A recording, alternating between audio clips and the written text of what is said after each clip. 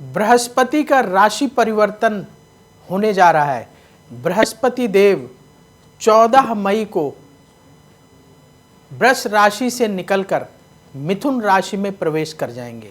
जब बृहस्पति मिथुन राशि में रहते हैं तो अतिचारी अवस्था में रहते हैं, तेज गति से चलते हैं, उसके क्या परिणाम होंगे, आज इस विषय पर विशेष चर्चा करेंगे। हमारे साथ जुड़ रहे हैं देश के जाने माने ज्योतिष के विशेषज्ञ संजय शर्मा जी। संजय शर्मा जी, आपका एस्ट्रो तक पर बहुत बहुत स्वागत है। नमस्कार प्रवीण जी, नमस्कार और धन्यवाद। और आप सबको भी गत वर्ष की शुभकामनाएं। और गुरु का जो महापरिवर्तन होने जा रहा है, इस पे आपने बड़ा ही सुंदर प्रश्न किया है कि गुरु का जो महापरिवर्तन है ये सभी राशियों पे किस प्रकार से रहेगा, इस पे अपन चर्चा कर लेते हैं। शुरू करें एक बार भगवान का नाम लेकर के। और सबसे पहले बात कर लेते हैं कि गुरु जो है, कहते हैं कि इस साल के जो राजा हैं वो सूर्य है, मंत्री भी सूर्य है। और न्यूमरोलॉजी के हिसाब से मंगल का वर्ष बन रहा है ये साल। दूसरी बात यह है कि सिद्धार्थ नामक जो है संवत है, और संवत 2082 का आह्वान हो चुका है। और इसमें पहली बार एक महापरिवर्तन योग जो बन रहा है, अभी शनि 29 मार्च को बदले और गुरु जो है अभी 14 मई को जो है वृष राशि से जो है मिथुन राशि की तरफ जो है प्रवेश करने जा रहे हैं। रात्रि को 22:35 पे दिल्ली के समय अनुसार की हम बात करें। विश्व में, पूरे विश्व में 14 तारीख को ही ये बदलेंगे। और नक्षत्र जो रहेगा वो मृगशिरा नक्षत्र में, मंगल के नक्षत्र में ही विराजमान रहेंगे। और इसका सभी राशियों के ऊपर, आपने बड़ा सुंदर प्रश्न किया, अतिचारी। अतिचारी का अर्थ होता है जब कोई ग्रह एक वर्ष में 3 राशियों को जब परिवर्तन कर लेता है या इतनी स्पीड से चलता है जो 3 भावों को एक साथ कर ले। क्योंकि गुरु जो है इस वर्ष में जो है वृष राशि में भी रहे, मिथुन में भी रहेंगे और कर्क राशि में भी चले जाएंगे। क्योंकि इस साल जो है 12 नवंबर से लेकर के 18 अक्टूबर से लेके और 12 नवंबर, फिर उसके बाद में 5 दिसंबर तक गुरु जो है कर्क राशि की तरफ प्रवेश करेंगे। तो ये क्या, एक बड़ी स्पीड से चलने की स्थिति को, जब कोई भी ग्रह जब ज्यादा स्पीड में चलता है या ज्यादा तेजी में चलता है तो उसको हम अतिचारी कह देते हैं। तो आज जो परिवर्तन हो रहा है उसकी बात कर लेते हैं। और पहले जो है ये मृगशिरा नक्षत्र से जो है के बाद में जो है 13 जून के आसपास में जो है आद्रा में जाएंगे और फिर 12 अगस्त को जो है पुनर्वसु नक्षत्र में प्रवेश कर जाएंगे। और 18 अक्टूबर को जो गुरु है वो कर्क राशि में प्रवेश करेंगे। और उसके पश्चात 12 नवंबर को जो है फिर से वक्री होकर के मिथुन राशि की तरफ आएंगे और 11 मार्च को फिर से मार्गी हो जाएंगे। तो ये स्थिति जो है इस वर्ष में बृहस्पति देव की बनेगी। अब पहली राशि की बात कर लेते हैं, मेष राशि की। मेष राशि वालों के लिए कितनी भी जो उलझने चल रही थी कुटुंब के साथ, परिवार के साथ, सेकंड भाव जो है आपका कुटुंब का होता है, धन का होता है, जो भी धन से संबंधी समस्याएं चल रही थी वो सब की सब समाप्त हो जाएंगी। सारी की सारी उलझने जो आपके जीवन में चल रही थी वो सब की सब समाप्त हो जाएंगी। सुख के साधन आपके जीवन में इंक्रीज होंगे। शनि की 7.5 जरूर चल रही है, मन में छोटी मोटी अशांति होगी, पर गुरु की पूर्ण कृपा मेष राशि वालों के ऊपर बनी रहेगी। आपको विष्णु सहस्त्र नाम का पाठ अवश्य करना चाहिए और हनुमान चालीसा का पाठ अवश्य करें। अगर हो सके तो मंगलवार के दिन 11 पाठ अवश्य कर लें, जिससे कि गुरु का पूर्ण फल आपके जीवन में आपको प्राप्त होना शुरू हो जाए। इस साल में आपको गुरु जो फायदा करेंगे, अगर आप 14 रुपए कमाते हैं तो 11 रुपए का आपका खर्च हो सकता है। तो आपकी इनकम प्लस ही रहेगी, माइनस बिल्कुल भी नहीं होगी। दूसरी राशि है काल पुरुष की वृषभ राशि। अगर आप सब प्रोग्राम देख रहे हैं राशि के हिसाब से तो आप अपनी राशि जरूर देख लें, नाम के हिसाब से भी। और वृषभ राशि वालों के लिए कैसा रहेगा? वृष राशि की बात करें तो वृष राशि में गुरु अभी विराजमान थे और आपके जीवन में जब धन में जाएंगे, कुटुंब भाव में जाएंगे तो उसको भी इंक्रीज करेंगे। और यश की, कीर्ति की, सम्मान की वृद्धि होगी, क्योंकि नक्षत्र जो है शुभ नक्षत्र में प्रभाव रहेगा आपके ऊपर, जिनकी वृषभ राशि है। और नक्षत्र आप देखें कि वृषभ नक्षत्र, मृगशिरा नक्षत्र जो है वृष राशि और मिथुन राशि दोनों में ही आता है। इस कारण से मंगल जो है गुरु का मित्र है, तो इसलिए आपको अच्छा फल की प्राप्ति होगी। परंतु आप दुर्गा चालीसा का पाठ अवश्य करें, माँ दुर्गा का ध्यान करें और विष्णु जी की पूजा करना बिल्कुल भी ना भूलें, क्योंकि विष्णु की पूजा से, भगवान विष्णु की पूजा से गुरु भी प्रसन्न होते हैं और अपने गुरुओं का, बुजुर्गों का, आदरणीय जो भी हैं आपके जीवन में, उनका सम्मान करते जाए। अब बात कर लेते हैं मिथुन राशि की, कि मिथुन राशि में कैसा रहेगा बृहस्पति का फल। आपको इस साल में जो है दूर और समीप की यात्राएं होती रहेंगी, ट्रैवलिंग आपकी बढ़ जाएगी और ट्रैवल करना आपके लिए अति शुभकारी रहने वाला है। जिनकी मिथुन राशि है, यात्रा से विशेष लाभ की प्राप्ति होगी, देश विदेश जाने से धन की उपलब्धि होगी, नए सोर्स ऑफ इनकम आपके इंक्रीज होंगे, तो इससे आपको काफी ज्यादा फायदा रहेगा। परंतु संयम रखने की आवश्यकता है, क्रोध बिल्कुल भी ना करें, आवेश बिल्कुल भी ना करें। भगवान बृहस्पति की पूर्ण कृपा चाहते हैं तो गुरु मंत्र का जाप भी करें।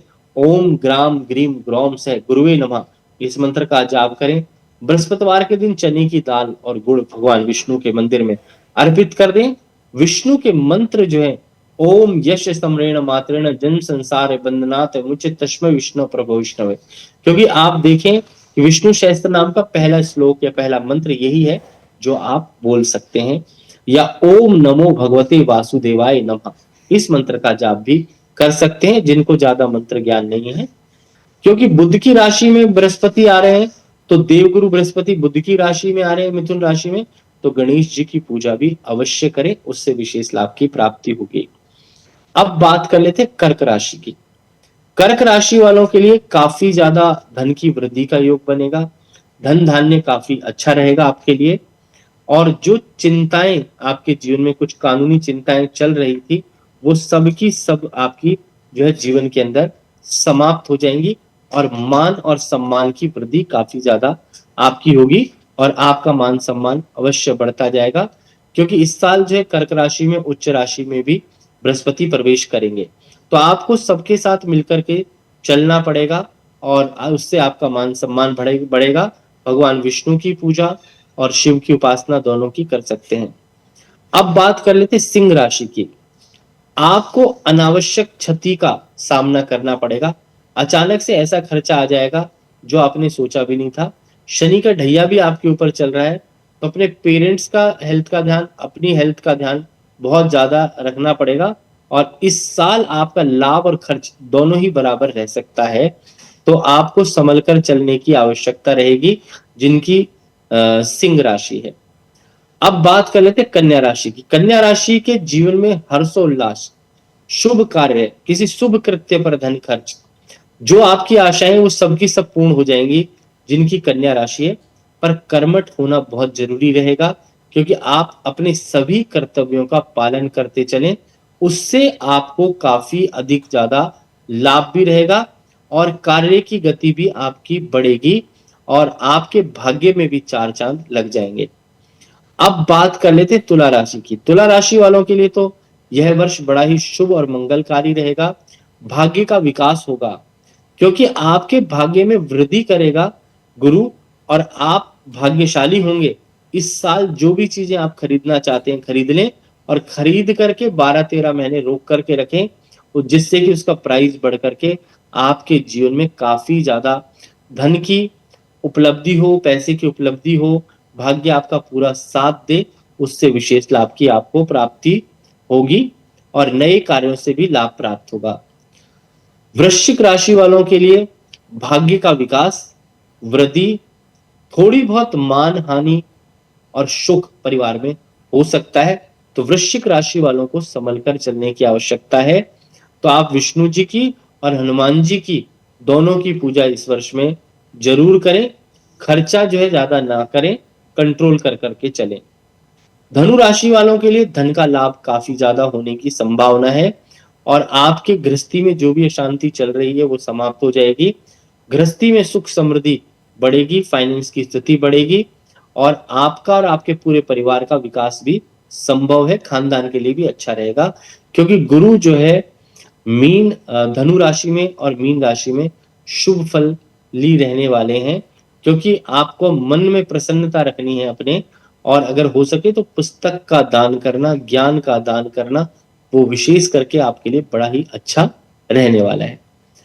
दूसरी बात कर लेते हैं अब मकर राशि की। मकर राशि वालों को भौतिक सुख की प्राप्ति होगी, व्यापारियों से और व्यापारी वर्ग से लाभ मिलेगा। अगर आप नौकरी कर रहे हैं तो आपको प्रमोशन की संभावना रहेगी। प्रेजेंट टाइम में आप काफी चिंताग्रस्त हैं, परंतु 15-20 दिन के बाद आपका जैसे ही बृहस्पति बदलेगा उसके बाद राहु का भी एक प्रोग्राम करेंगे। 18 तारीख को राहु का भी महापरिवर्तन हो रहा है, केतु का भी महापरिवर्तन हो रहा है, जी क्योंकि दोनों 180 डिग्री के ऊपर होते हैं, तो दोनों परिवर्तित ग्रह होंगे। और इधर से बृहस्पति भी बदलेगा, तो मकर जी राशि वालों के लिए बड़ा ही शुभ फल देने वाला गुरु रहेगा और आपको लाभालाभ भी दे सकता है। अब बात कर लेते हैं कुंभ राशि की। आपको अचानक से धन का लाभ भी होगा जिनकी कुंभ राशि है, परंतु धन को संभाल करके रखें। कहीं एकदम से आए हुए धन को अचानक खर्च ना करें। कंट्रोल योर सेल्फ, वो बहुत जरूरी रहेगा। पैसा आएगा जरूर, परंतु इनकम और खर्चा आपका भी बराबर रहेगा, क्योंकि इनकम होगी जरूर परंतु एक्सपेंस आप ज्यादा जोड़ नहीं पाएंगे इस बृहस्पति में।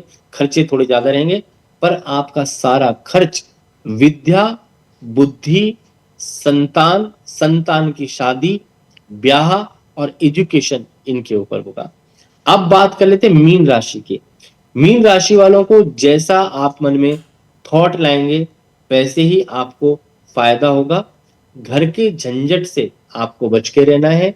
परिवार में कोई कलह कलेश नहीं करनी, कलह कलेश से नुकसान हो सकता है। दूसरा, शारीरिक और मानसिक संतुलन बनाने की आवश्यकता है। डाइजेशन, पेट का ध्यान रखें। परिवार के साथ अच्छे संबंध रखें। तो गुरु जो है कहते हैं कि जैसा सोचोगे वैसा ही बृहस्पति आपको फल देगा और आपके सभी सोचे हुए कार्य इस बृहस्पति में सिद्ध हो जाएंगे।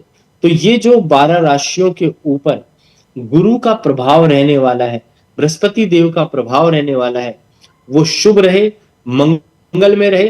तो इस वर्ष में आप विष्णु भगवान की पूजा अवश्य करें, विष्णु सहस्त्र नाम का पाठ करें, बृहस्पति के मंत्र का ग्राम ग्रीम ग्रोम सह गुरुवे नमः इस मंत्र का जाप करें, जिससे कि आपके जीवन में शुभता आए।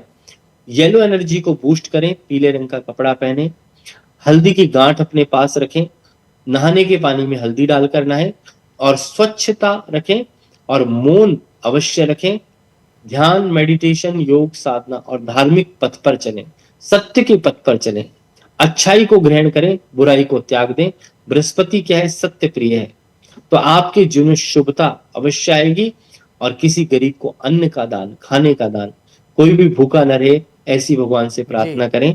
क्योंकि कहा जाता है सुखी बसे संसार सब, दुखिया रहे न कोई, ये अभिलाषा हम सब की मेरे भगवन पूर्ण होय। विद्या बुद्धि तेज बल सबके भीतर होय, दूध पूत धन धान्य से वंचित रहे न कोय। आपकी भक्ति प्रेम से मन होवे भरपूर, राग द्वेष से चित्त मेरा कोशों भागे दूर। मिले भरोसा नाम का हमें सदा जगदीश, आशा तेरे धाम की बनी रहे मम ईश। कहते हैं गुरु गोविंद दोनों खड़े, काके लागू पाओ। तो ये कहावत आपने सुनी होगी। तो गुरु इस वक्त जरूर धारण करें, बृहस्पति की पूजा करें, बड़े बुजुर्गों का सम्मान करें, क्योंकि गुरु आपकी जन्म कुंडली में परिवार का हेड ऑफ द फैमिली होता है। तो इसलिए सबका सम्मान करते चले, अपने गुरु आचार्य, माता पिता, दादा दादी सबका सम्मान करें, जिससे कि बृहस्पति का फल आपके जीवन में शुभता दे और आपके जीवन को संतुलित बनाए। ईश्वर से यही प्रार्थना करते हैं और ये जो आपको बताया उसको फॉलो करें। एक और सवाल और इस संजय प्रोग्राम शर्मा को जी, देखते रहें। जी जी, एक और सवाल आपसे। आपने बड़े अच्छे तरीके से समझाया, 12 राशियों का आपने फलित बताया कि जो बृहस्पति का गोचर होने वाला मिथुन राशि में कैसा रहेगा, और आपकी अमृतमयी वाणी सुन करके हमारे श्रोतक के दर्शक कृतार्थ हो गए, सबको बहुत अच्छा लग रहा है। एक और सवाल, आपने बड़ी अच्छी बात बताई कि बृहस्पति इस साल 3 राशियों पर भ्रमण करेंगे। वृष में हैं, वृष से मिथुन में जाएंगे, फिर अतिचारी अवस्था में कर्क में जाएंगे, वक्री होंगे, वापस लौटेंगे मिथुन में।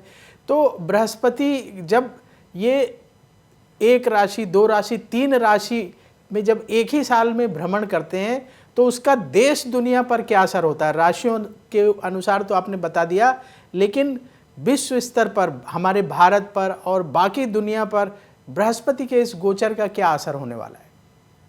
देखो, बृहस्पति का जो असर है वो कहीं ना कहीं, जब अतिचारी का मतलब होता है कि जब ज्यादा स्पीड बढ़ जाती है किसी भी चीज का वेग, अगर हवा तेज चलने लगे तो नुकसान पहुंचा देती है, पेड़ गिर जाते हैं, आप देखें आंधी तूफान आ जाता है।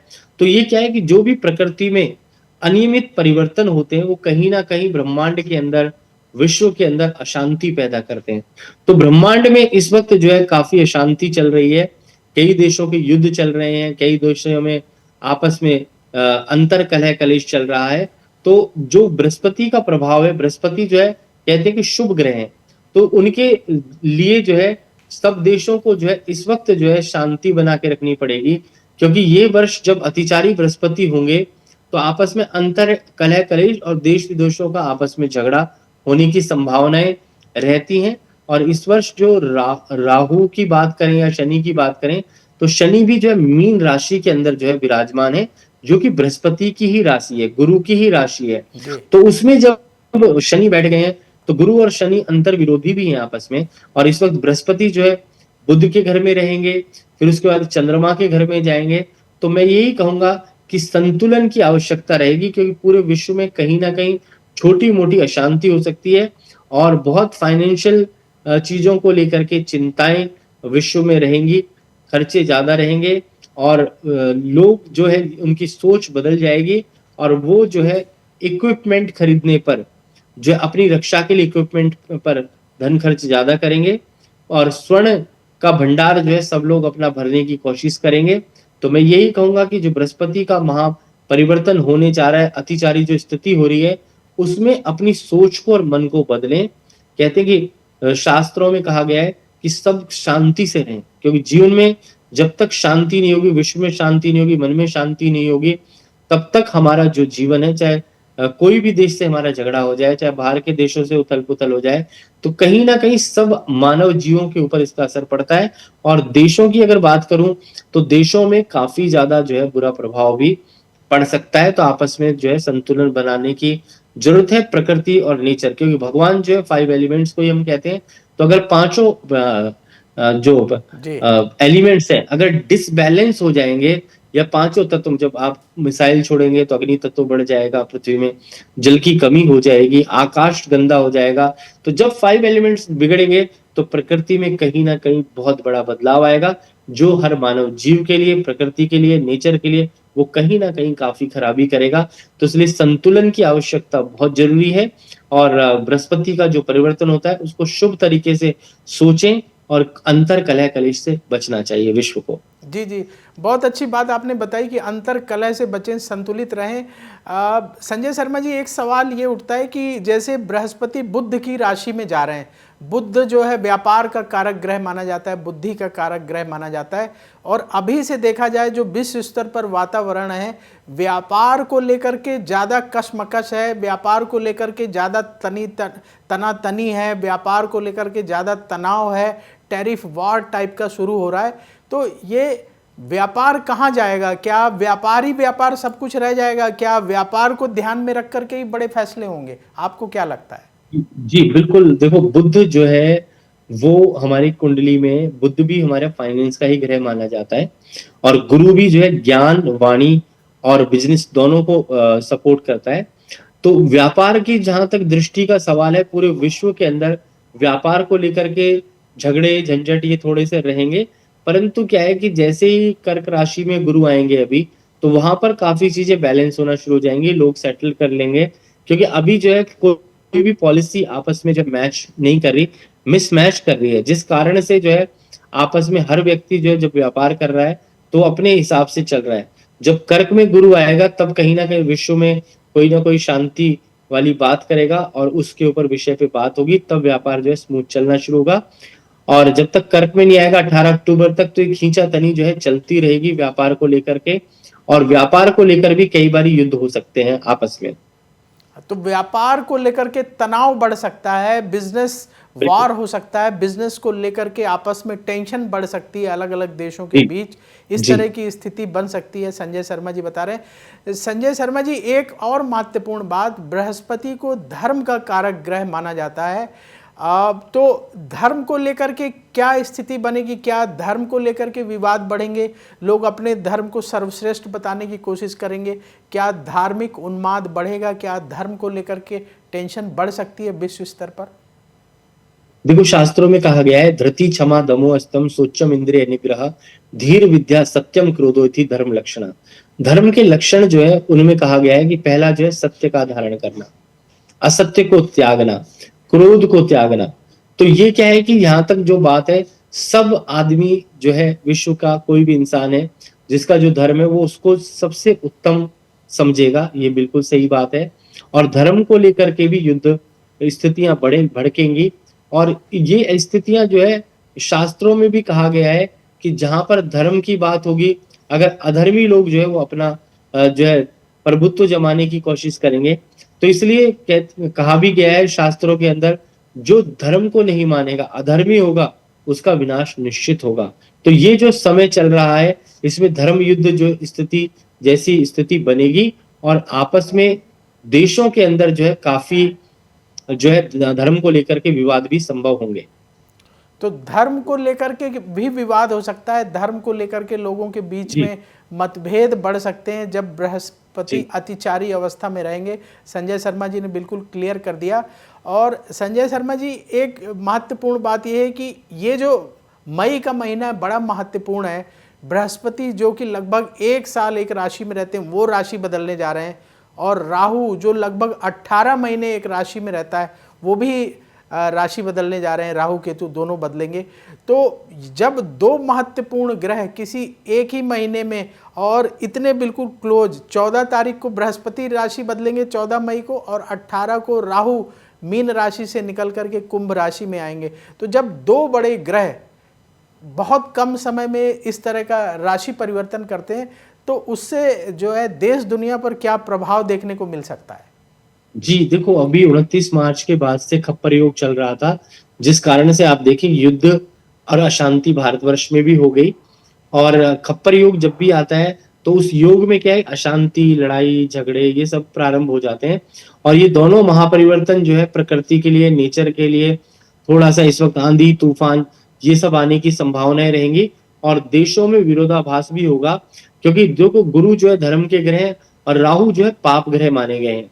तो पापी ग्रह का परिवर्तन जब भी होता है विश्व में, तो थोड़ी सी अशांति जरूर आएगी, अस्थिरता आएगी पहले 1.5-2 महीने के अंदर। और जुलाई का महीना जो है, मई के बाद में जून जुलाई, जुलाई में काफी अशांति हो सकती है। राहु का जो परिवर्तन का प्रभाव होगा वो मई से लेकर जुलाई तक रहेगा। तो काफी ज्यादा उथल पुथल करेगा, प्रकृति में भी, नेचर में भी, और लोगों के मन के अंदर भी। तो राहु का प्रभाव, जैसे ही राहु मीन से निकलकर कुंभ राशि में जाएगा, तो संजय शर्मा जी ने बताया कि किस तरह की स्थितियां देखने को मिलेंगी। तो आपके हिसाब से आपने बहुत सारी रेमेडीज बता दिए हैं, उपाय बता दिए हैं कि किस राशि के लोग क्या उपाय करें, और जनरल उपाय भी आपने बड़े स्पष्ट तरीके से बताए हैं। जो आम जनमानस है, जिसके पास थोड़ा समय की कमी होती है, जो लोग जॉब करते हैं या अपने बिजनेस में बिजी रहते हैं, तो उनके लिए क्या ऐसा कोई सरल उपाय बताना चाहेंगे जिससे कि ये ना तो राहु परेशान करे, क्योंकि ये 4 दिन बाद 18 मई को राहु राशि बदलेंगे और बृहस्पति तो 14 मई को ही बदल रहे हैं। तो ऐसा क्या सरल उपाय है जो हर कोई आसानी से कर सके और उसके जीवन में परेशानियां कम से कम ना आए? जी, देखो, चने की दाल, गुड़ और केले का दान करें, भगवान विष्णु की पूजा करें, और सिर्फ लघु मंत्र ओम नमो भगवते वासुदेवाय ये कर लें। नहीं तो हरे कृष्णा और हरे रामा मंत्र का जो है जाप कर लें।